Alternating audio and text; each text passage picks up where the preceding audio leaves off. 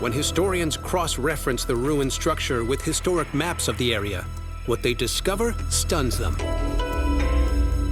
In the first ordnance map of Scotland, done in 1857, we see this exact image, the exact topography. What's so fascinating is that it's got a label on it. It says Wallace's house. The document fuels speculation that the drones have uncovered the long-lost hideout of one of the most extraordinary figures in European history.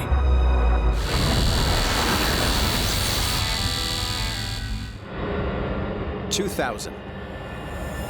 This striking image is captured from space over North Africa. It shows a massive circular structure in the desert. At its widest point, it's 25 miles across. Geologists struggle to explain what they're looking at, but they give it a name: the Eye of the Sahara. Across the Eye of the Sahara, you'd probably see various ridge lines come up and down, but you wouldn't see anything like what we see from space. When you see something as concentrically perfect, it's reasonable to ask, can this happen naturally? Or is this man-made? It's too perfect in shape, and it's too huge in structure to be an act of nature. In the last 15 years, satellites have uncovered evidence of a lost civilization in the Sahara. There are man-made structures there as sophisticated as many found in the ancient Near East. But there's nothing on this scale. If these are the remains of a man-made structure, it would have dwarfed the other wonders of the ancient world. Some experts believe this is unlikely. It's hard to disprove hypotheses that you can't test. In my opinion, it's a little crazy. But those who insist the eye is a natural structure are finding it hard to say what kind. A lot of early scientists started to think maybe this is an example of a big impact structure. At first, the theory makes sense. In the Yucatan Peninsula, there's a crater 180 miles wide caused by an asteroid that smashed into the Earth 65 million years ago.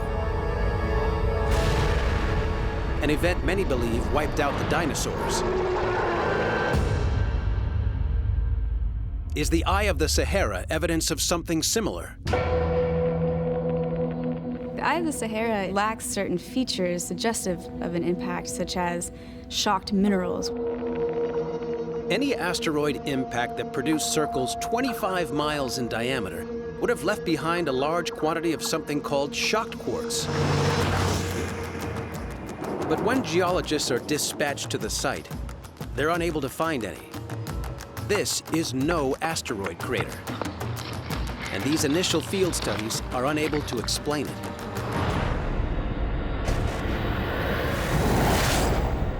Geologists then explore the idea that the eye might be volcanic. There are volcanoes in the Sahara. The biggest is called Amy Kusi, towering 11,000 feet above sea level. At the summit of Amy Kusi are 3 volcanic craters, known by volcanologists as calderas. But they're a fraction of the size of the giant rings in this image. Volcanologist Dr. Brittany Brand has researched the volcano theory. A 40-kilometer wide volcano would be some volcano, but we have them. I mean, look at Yellowstone caldera, for example. But then Dr. Brand notices some key differences when she compares the shape of the eye with the caldera at Yellowstone. It doesn't look like what you see in the Eye of Sahara. It's not these concentric rings. So while it's possible to have a huge caldera that's 40 kilometers in diameter, this is not a caldera. Yet another theory has been proposed. If the eye is not the result of volcanic eruption, could it have been caused by a vast magma chamber beneath Earth's crust? Magma has been known to create a dome on the Earth's surface, like a pimple on the skin. Sticky hot magma breaks the surface, piles up, then cools in a dome shape. Could the eye have been such a magma lump that has somehow eroded over time?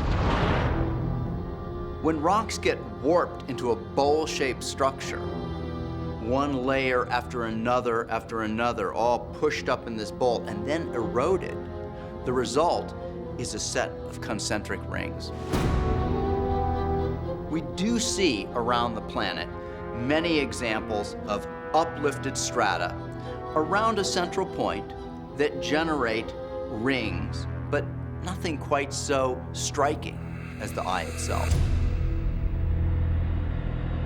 But what could erode something so big? How much rock did you have to remove from this thing? How can you erode that much in the middle of a desert? There's a huge volume of rock that's missing there. There's only a handful of agents that we know that can possibly erode something that deeply. You got wind, not bloody likely. You have glaciers, not in the Sahara. And then you have water. But the Sahara is one of the driest places on Earth. So if water did create these rings, where did it come from? There are parts of the world that have changed dramatically, both favorably and unfavorably, in terms of their climate over the last few hundred and even few thousand years. 6,000 to 8,000 years ago, what is now the Sahara Desert, a bone-dry location, was actually much wetter, had much more water than it does today. Many features of the Sahara were formed by water erosion millions of years ago. There are still the outlines of extinct riverbeds and dried-out lakes. But nowhere else on the planet has water created such a thing as this great eye. What is there that we're missing here? What could possibly cause such perfectly concentric rings like this? This eye in the desert, captured by our eyes in the sky, remains a mystery. If nature did this, we don't know how. And if humans did this, we don't know who. August 1968. The Corona satellite photographs an island in the East River close to Brooklyn. It shows what appears to be a functioning island with several buildings. But over 40 years later, in 2010, an aerial photograph of the same area reveals nothing but abandoned, overgrown ruins. In a place like New York City, to see something that's crumbling and falling apart is just really out of place. What happened on this island that caused everyone to stay away from it? Journalist Dave Mosher is a New Yorker who lives in Manhattan. Though he knows the city well, until he sees the satellite image, he has no idea that the island even exists. So when I've talked to other New Yorkers about this island, few people really seem to know what it is or what it's about. We've heard stories of a woman being brought there for some disease, but beyond that, it's sort of a mystery. All I do know is that you're not supposed to go there. It's completely off limits. For over 50 years, the island, known as North Brother Island, has been uninhabited and impossible to reach by regular transport. So after a bunch of phone calls, I finally got permission to go to North Brother Island. And not only that, I found someone who's willing to take us there. Mosher's boat approaches the island, but the original dock is crumbling away. The skipper is forced to beach the boat. From ground level, the island looks even more weird and sinister. This is super creepy. I feel like I am walking through a post-apocalyptic world. Everything is just completely overgrown. Nobody's lived here in what seems like decades. There's no obvious clue as to what took place on the island until Dave Mosher spots something. Check this out. Right over there, I can see that it says Rikers. This means it's Rikers Island. This is the famous prison outside of New York City. The proximity of Rikers Island, New York's biggest jail, suggests that North Brother Island might also have been a prison, but a prison of a particularly gruesome kind. Oh, wow. What is this? It looks like a certificate of some kind. It says Pasteur, can't read the last part, Department of Hospitals, City of New York. North Brother Island was no ordinary prison hospital. It was used to lock away those with deadly incurable diseases. This was an island of plague carriers. The most famous inmate was an Irish cook who immigrated to the U.S. in 1883. Her name was Mary Mallon, but New Yorkers called her Typhoid Mary. She's known to have killed at least 3 people. Some believe upwards to 50. In the early 1900s, typhoid is one of New York's biggest killers, and Mary Mallon is an angel of death. She spreads the killer disease but shows no symptoms herself. She worked as a cook. I mean, what's a more perfect way to spread a disease than touching people's food? A trail of infected and dead people leads to Mary Mallon. She is arrested and forced to live the rest of her life shut away on this island. It's actually incredibly sad. This woman, she didn't mean to contract typhoid. We just had no other way of treating her. Typhoid Mary lives for 3 long decades, isolated and alone. She dies in 1938, but the buildings here are more recent. Just by looking at the brickwork here, this is not from the time of Typhoid Mary, which is pretty surprising to me. What's this over here? Looks like a mailbox. Oh, hey, there you go, 1941. So we definitely know this building was erected after Typhoid Mary died. This building was known as the Tuberculosis Pavilion, and it was built in 1941 to house and treat TB patients from all over the city. At the time, there's no known cure for TB, apart from rest and confinement. The rich go to clinics in the mountains. The poor are destined to chance their luck, cooped up on North Brother Island.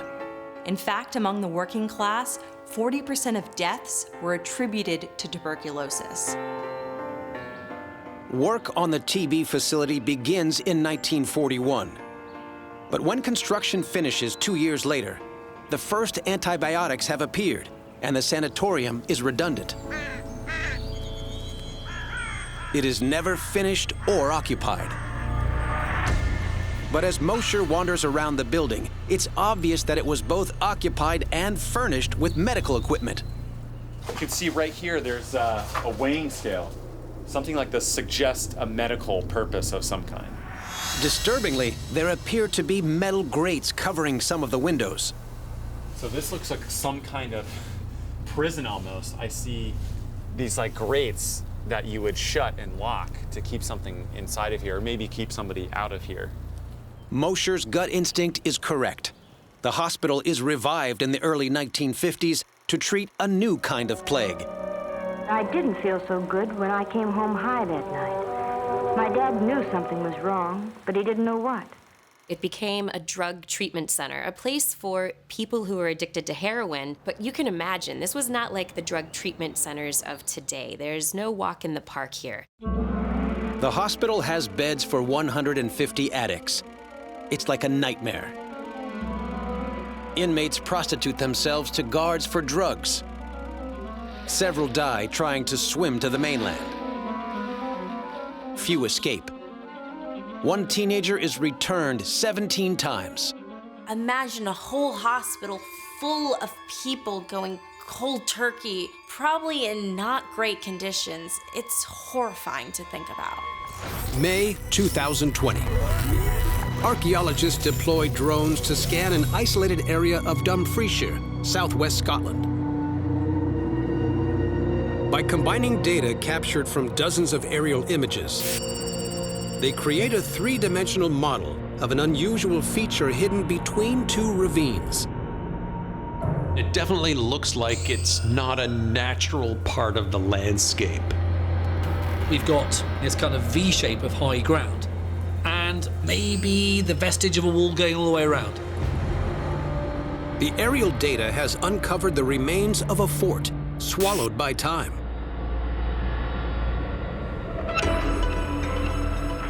When historians cross-reference the ruined structure with historic maps of the area, what they discover stuns them. In the first ordnance map of Scotland, done in 1857, we see this exact image, the exact topography.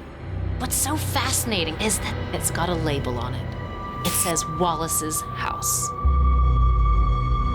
The document fuels speculation that the drones have uncovered the long-lost hideout of one of the most extraordinary figures in European history. If this is true, this is the William Wallace, made famous as Braveheart, of course. Despite a campaign of bloody insurrection against the English overlords which reverberates to this day, Wallace's life and exploits are shrouded in mystery.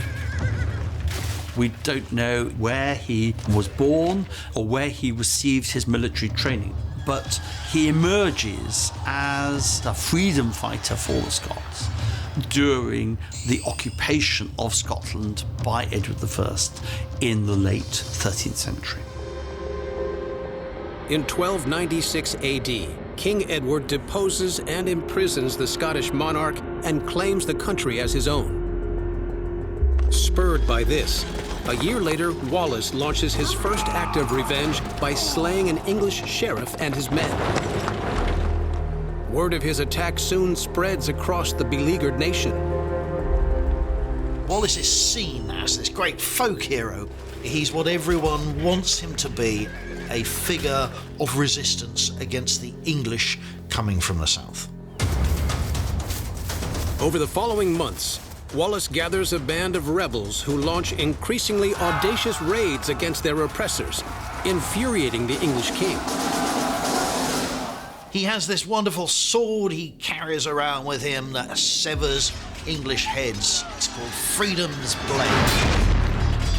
For the English, William Wallace was public enemy number one. He had to be caught. In September 1297, King Edward dispatches 9,000 troops north to quell the insurrection. Despite being vastly outnumbered, Wallace meets them head-on, defeating the invaders and massacring 5,000 at the Battle of Stirling Bridge. This is an overwhelming victory, and it's all down to Wallace, his tactical genius, and his leadership. The remains of the structure discovered from the skies offers new insight into Wallace's historic victories against the English. From what we know of the way he operated, he has to have had a sort of base from which to operate, and the English never discovered it. Archaeologists have yet to excavate the site, and much remains to be learned, but they believe it likely contained barracks and walled defenses. Its remote location also seems perfectly suited to Wallace's use of ambush tactics before melting back into Scotland's vast forests. Like any successful guerrilla fighter, you've got to know the land well. This seems to be somewhere where he can hide, attack, and then retreat back.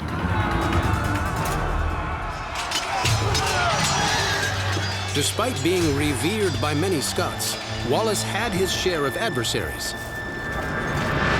The secluded structure suggests he may have also used this location as a refuge with his few trusted accomplices.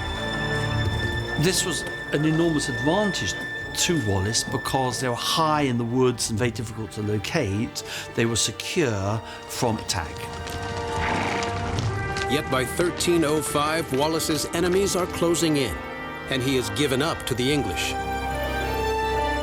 Taken to London, he is sentenced to an unimaginably horrific form of execution. He was given the death of a traitor, which involved hanging, drawing, and quartering. He's hung till nearly dead, but still conscious. His internal organs are drawn out of his body.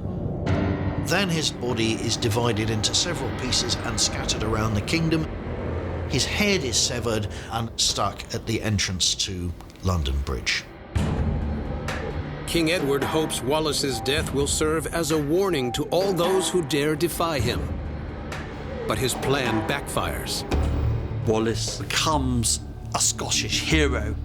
And a year later, in 1306, Robert the Bruce raises the rebellion, for the independence war that ultimately is successful.